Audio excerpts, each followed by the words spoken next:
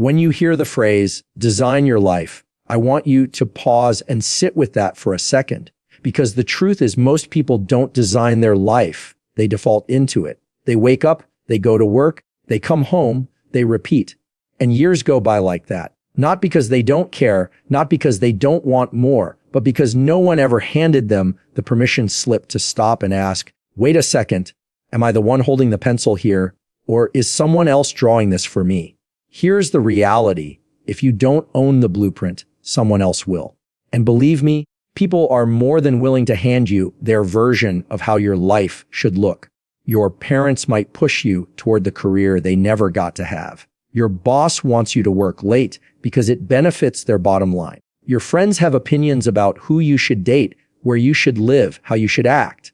Even society itself has a script ready for you: graduate, get a job, climb the ladder, retire, and hope you enjoyed it along the way. But let me ask you something. When's the last time you stopped to question whether that script fits you, whether that design actually lights you up? Because here's the hard truth. If you don't ask, if you don't stop and think, one day you'll wake up realizing you've been living inside somebody else's blueprint. And nothing feels heavier than carrying the weight of a life that doesn't even belong to you. So what does it mean to design your life? It doesn't mean perfection. It doesn't mean having every detail mapped out. It doesn't mean you need to know where every road leads. Designing your life is not about having all the answers. It's about asking better questions. Start here. What do I want to feel when I wake up in the morning? Not what do I want to do, but how do I want to feel? Excited, peaceful, challenge-free. Your answers matter because feelings are the foundation of your design. Next question, who do I want around me when I'm living this life? Think about it. When you sit across the dinner table, who do you see? Who do you laugh with? Who do you trust? Who makes you want to become better?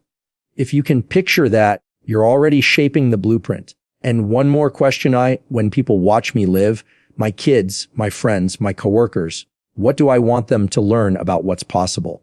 That right there is legacy. That's the part of your design that outlives you. Now, most people will avoid these questions because they're uncomfortable. They don't have immediate answers, and that's okay. Designing your life doesn't start with answers. It starts with curiosity. You don't need a perfect plan, you need clarity. Even if all you know is the direction, that's enough to begin. Think about building a house. Before the walls go up, before the furniture arrives, there's a blueprint. It doesn't have every single detail figured out yet, but it sets the framework. It says, this is where the kitchen goes. This is where the bedroom will be. This is how the light will enter the room. Without that, construction doesn't happen. Your life is no different. Without intention, you're just stacking random bricks, hoping something good comes out of it. With intention, with a blueprint, you're building something that has meaning. And here's the powerful part, you don't have to wait. You don't need permission. You don't need everything figured out. You just need to grab the pencil. Because when you grab the pencil, you're saying, I'm responsible. And responsibility is freedom. It means you're no longer a victim of circumstance. You're no longer waiting for the perfect time or the perfect break. You're no longer blaming luck or background or opportunity. You're designing, you're building, you're creating. Now, I'm not going to pretend it's easy. People will resist. Some will tell you you're selfish. Some will tell you you're unrealistic. Some will flat out laugh. But that's because your design doesn't belong to them. It belongs to you. An architect doesn't take a stranger's opinion and redraw the whole plan. They stick with their vision, they refine it, and they keep building. And yes, life will throw curveballs. Walls will crack. Storms will come. Sometimes you'll have to redesign. But that's not failure, that's progress. Every redesign makes the blueprint clearer. Every obstacle shapes the final structure. So here's the bottom line. Designing your life doesn't require genius. It doesn't require luck. It requires one simple, powerful decision: to stop living someone else's plan and start owning your own. Pick up the pencil. Own the blueprint. Because the scariest thing isn't failing. It's succeeding at a life that doesn't belong to you. Here's where most people trip up. They hear the phrase design your life, and they picture some grand, sweeping overhaul. They think it means quitting their job tomorrow, moving to another city, cutting off all their friends, or completely reinventing themselves overnight. And because that picture is so overwhelming, they freeze, they stay stuck.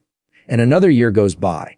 But here's the truth: life doesn't change in one giant leap. It changes brick by brick. Think about building a wall. You don't wake up and say, I'm going to build a 20-foot wall today. That's impossible. But you can wake up and say, I'm going to lay one brick as perfectly as I can. And then you do it again tomorrow. And again the next day. Over time, those bricks stack up.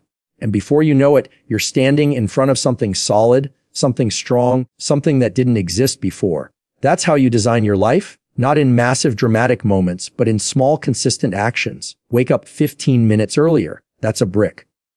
Choose water over soda. That's a brick. Read 10 pages instead of scrolling for an hour. That's a brick. Save a little money instead of spending it all. That's a brick. And here's the thing. You may not notice the difference at first. Nobody does. When you lay the first brick, it looks insignificant. It looks like it doesn't matter.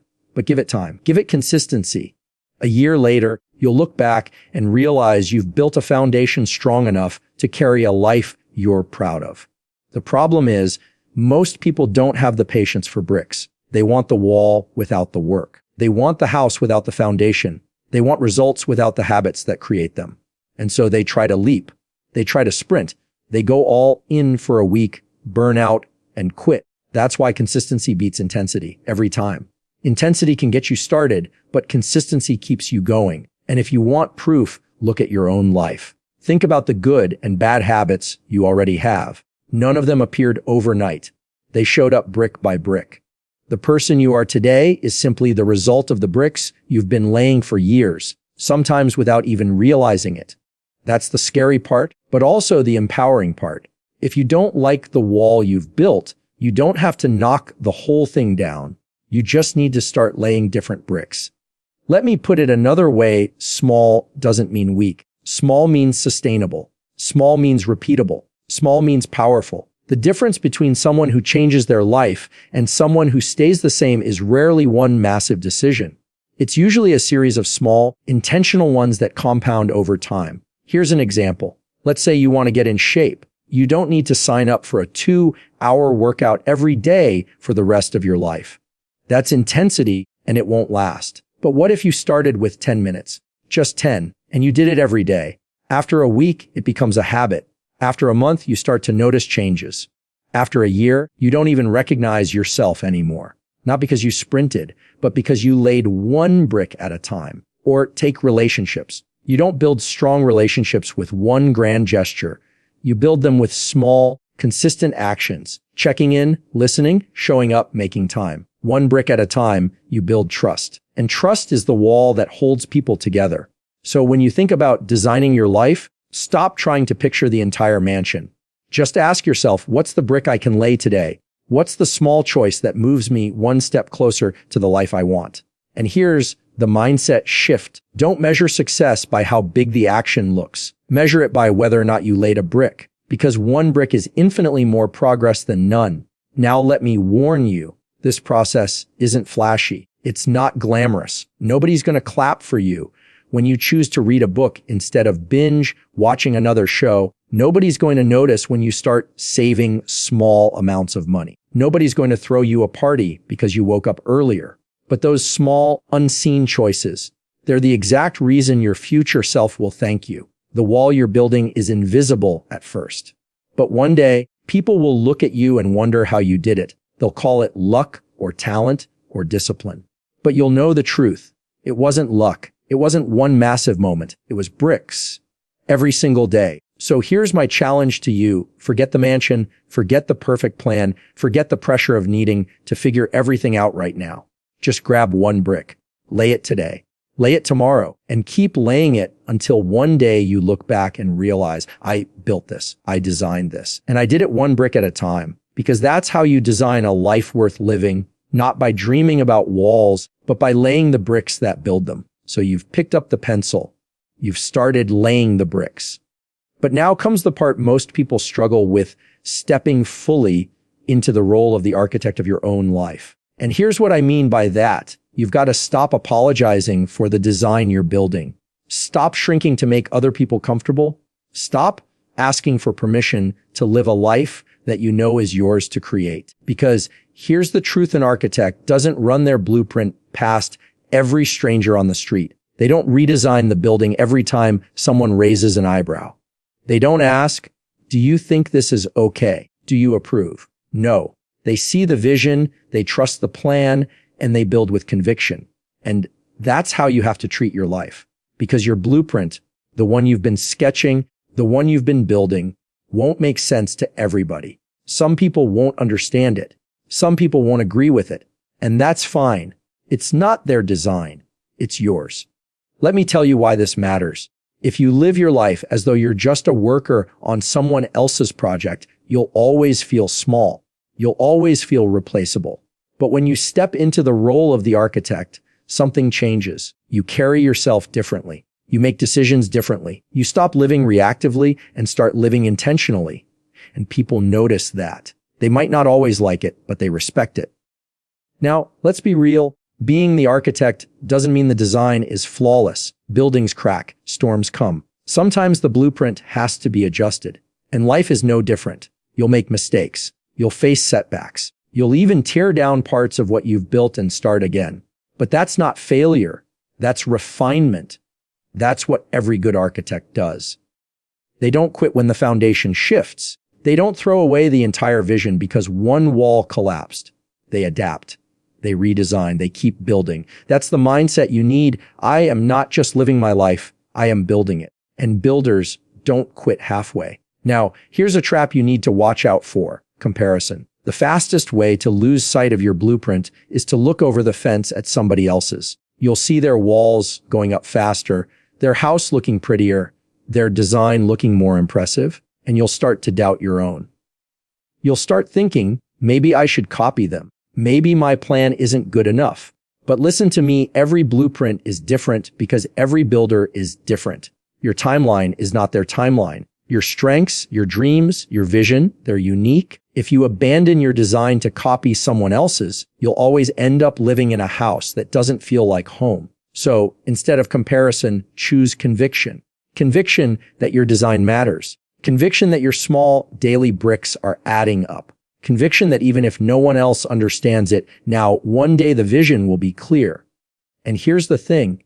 You don't need to broadcast your blueprint to everyone. Not everyone deserves a front row seat to your process. Some people will only see the flaws. Some will only criticize. Some will try to talk you out of it. Protect your design from that. Surround yourself with people who believe in building too. People who inspire you to keep going. People who remind you that the cracks are just part of the process. Let me give you a picture. Imagine standing in the middle of a construction site. Dust everywhere, tools scattered, walls half finished. If someone walked in and judged it at that stage, they might laugh. They might say, "This is a mess. This will never be beautiful." But the architect knows. The architect can see past the mess. They know what it's becoming, and they keep building. That's how you have to see your own life. Don't judge yourself in the middle of the construction. Don't let others' opinions convince you it's hopeless. Keep building because you know what it's becoming. At the end of the day, living like the architect means taking ownership, full ownership, not waiting for opportunities, creating them, not hoping for clarity, deciding on direction, not chasing approval, trusting your own vision. And if that feels scary, that's okay. It's supposed to, because most people never step into that role. Most people stay stuck as workers on a project someone else designed, but not you. You're the architect, and architects don't play small. So here's my challenge to you. Stop apologizing for the life you're designing. Stop second guessing the blueprint. Stop asking for permission to be who you know you're meant to be. Pick up the pencil, lay the bricks, and step fully into the role of the architect. Because designing your life was never about creating something perfect. It was about creating something true. Something that reflects who you are and who you're becoming. And when you live like the architect, you don't just build a life, you build a legacy.